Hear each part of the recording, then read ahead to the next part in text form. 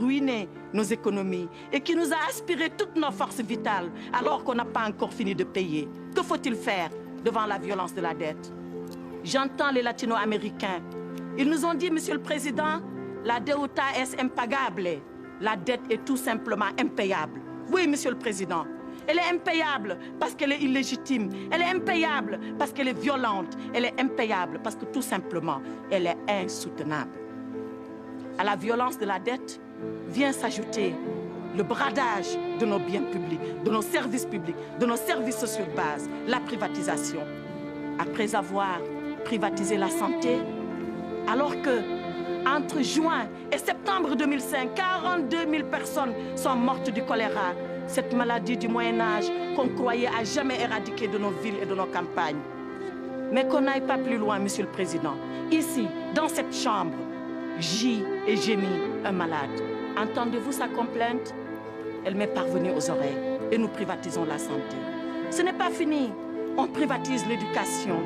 Conçue comme un droit universel, l'acquisition du savoir et de la connaissance, qui doit être la chose la mieux partagée.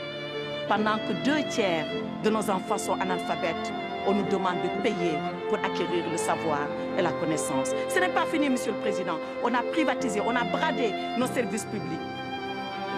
Comment privatiser l'eau, Monsieur le Président? Le Djoliba, le Sénégal, le Zambèze, le Limpopo, nos fleuves privatisés avec nos contes, nos légendes, nos traditions, enfouis dans les courants, dans les rivières et dans nos lacs. Cela n'est pas admissible. Ce peuple, c'est la veuve qui pleure la mort prématurée de son mari, enfouie sous les décombres de l'ajustement.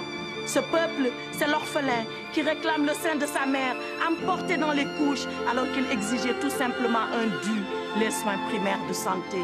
Ce peuple, Monsieur le Président, c'est le père de famille, ce compressé du rail, ces messieurs que vous avez entendus, ces dames qui vous ont supplié à votre barre. Le père de famille qui a vu son autorité, qui a vu son influence, qui a vu sa dignité diluée et emportée par un licenciement injuste. Ce peuple, Monsieur le Président, c'est enfin Zégué Bamba. Avez-vous, Monsieur le Président, entendu la complainte de Zégué Bamba? Ce paysan qui vous dit, mais pourquoi comme alors je ne sème pas? Pourquoi quand je sème je ne récolte pas? Et pourquoi quand je récolte je ne mange pas? C'est cette Afrique, Monsieur le Président, qui vous demande dignement, humblement, modestement, mais légitimement justice, Monsieur le Président. Alors vous la lui rendrez, sa justice à l'Afrique. Vous la lui rendrez, non pas en condamnant la Banque mondiale, non, vous la lui rendrez tout simplement, Monsieur le Président, en renvoyant la Banque mondiale, le FMI, l'OMC, le G8, tous leurs affidés et leurs complices à leur mission première, celle-là qu'ils n'auraient jamais dû oublier et qui met l'homme comme finalité de toute action humaine. Il vous appartient, Monsieur le Président, vous, par votre plume, qui rendra la décision.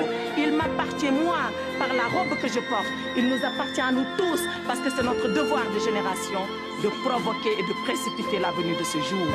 Car il y va de l'équilibre du monde et de l'avenir de l'humanité.